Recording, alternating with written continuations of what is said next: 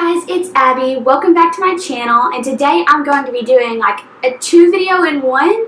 So I'm going to be doing my February wrap up and my March TBR in one video because I didn't really read that much in February because I was sick at the beginning of the month and then catching up in school. So I'm going to be starting off with my February wrap up, and then I'm going to go into my March TBR, which is probably way too ambitious. But that's who I am. I like to pick multiple books so that way I can mood read because I'm like the biggest mood reader. Alright, so let's just go ahead and get into the February wrap up. The first book I read this month is The Lightning Thief by Rick Riordan. This is about a boy named Percy Jackson who's a half-blood. His dad is a Greek god and his mom is a human, and he just finds out, he gets sent to this camp where he meets all of these other half-bloods, and he ends up going on this wild adventure with his two friends, Annabeth and Grover, saving the day as usual. I think I gave this book 4 out of 5 stars.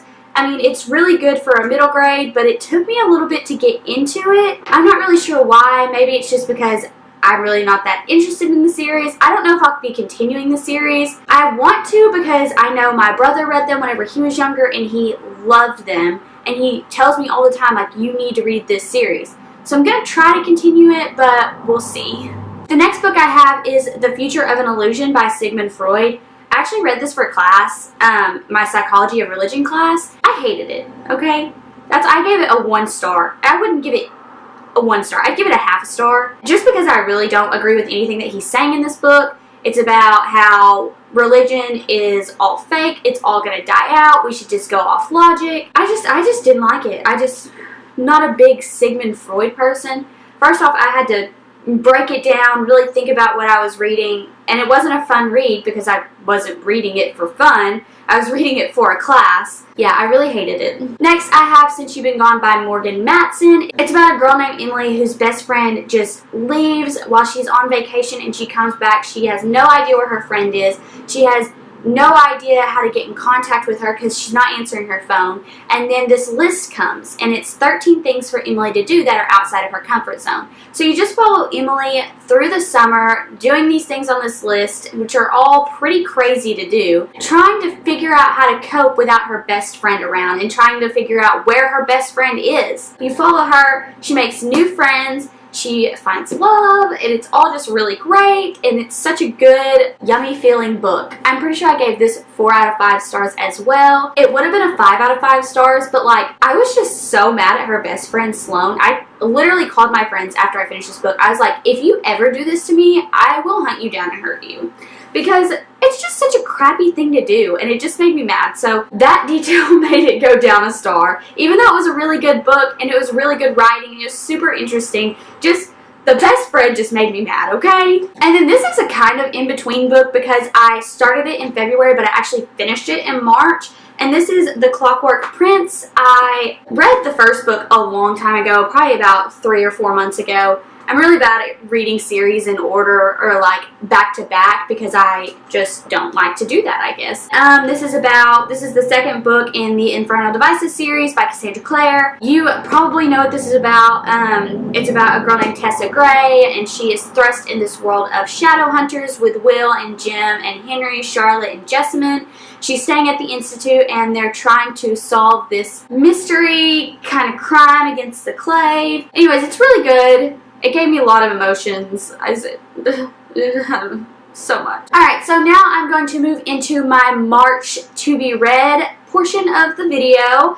And like I said before, it's probably really ambitious to have, especially since school is, really getting into the thick of things. We have midterms coming up. But we also have spring break this month, which means a full week of reading. Uninterrupted reading. It's gonna be great. I'm also going on a weekend trip with my husband. We haven't had a weekend off together in forever because I'm a waitress and the weekends are when you work. So this month I'm hoping to get a lot of reading done just because I have that week off for spring break. I have this weekend trip with my husband. So let's just go ahead and get into the March to be read. The first book that I have is The Bad Beginning. It's the first book in the series of Unfortunate Events by Lemony Snicket.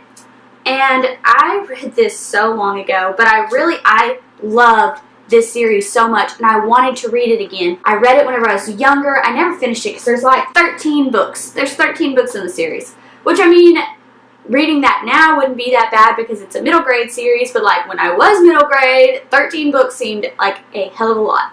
So, yeah, basically this follows 3 siblings, the Baudelaire siblings, and they are out on the beach and they come home and their house has been burned down and their parents have died and they're having to go and stay with their weird uncle. You probably know what this book is about. They made it into a movie, which I thought was a pretty good adaptation.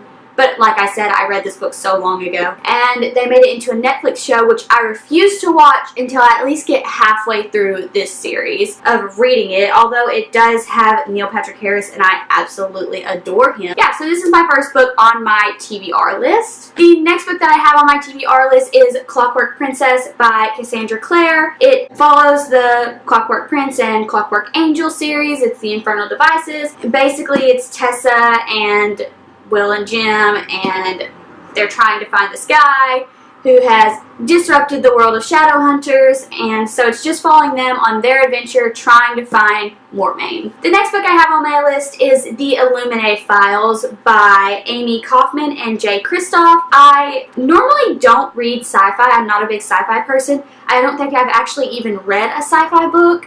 It just doesn't sound very interesting to me, but this book looks so cool. It's not just like, you know, words on a page, which obviously I like to do that anyways, but it's got like emails and hidden files and things like that, and I've already started it. I plan on doing a book review on this on my channel, so I am annotating it, just like highlighting some of my favorite passages and tabbing it. So basically this book is about the Katie and Ezra who are on this illegal planet Corinza. There's like a corporate war between these two like space people, and Bitech comes to their planet and blows it up because of the illegal thing that they are mining for the other corporation. It follows these 2 main characters. They're on spacecraft and one of them is breaking down, and there's also like a plague going on and they're trying to save the day, and so I'm just super excited about reading this. I don't really know much about sci-fi. I don't know much about spaceships, but I'm really excited to give this a try, mostly just because it looks so cool on the inside. Plus, I've heard so many good things about it. It's been super hyped up, so I hope it really lives up to the hype. The next book that I have is Fangirl by Rainbow Rowell. I started this book actually about 17 pages into it, and it follows 2 twins, Kath and Ren, who are going off to college, and Kath has been with her twin sister her whole life, obviously, and she wants to room with her twin sister, and her twin sister wants nothing to do with that. She wants an adventure, she wants to go out and do something new, and Kath is having a really hard time dealing with that, while also being a super fangirl of this movie?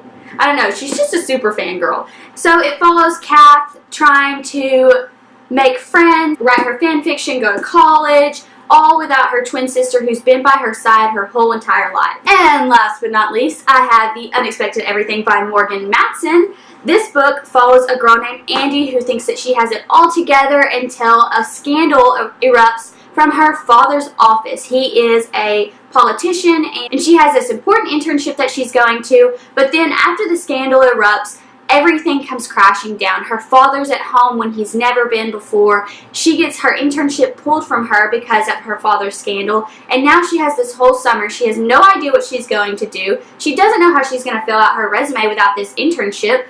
So it follows her trying to cope with all the things, hang out with her friends, and be a dog walker, which is definitely very interesting. So I'm super excited to read this. I've actually 100 pages into it already. Like I said, I'm a mood reader, so I will literally put a book down and then pick it up 6 months later because I'm like, okay, it's time to read it. Yeah, I'm just super excited to get to this. I really loved the last Morgan Matson book that I've read, and I absolutely loved Amy and Roger's Epic Detour. I read that in high school. I remember falling in love with that book. It was so cute, so quirky, and so I'm super excited to read The Unexpected Everything. Alright guys, so that is all the books that I have on my February wrap-up and my March TBR. I hope you enjoyed watching this video. If you did, you can hit the like button down below or subscribe to my channel.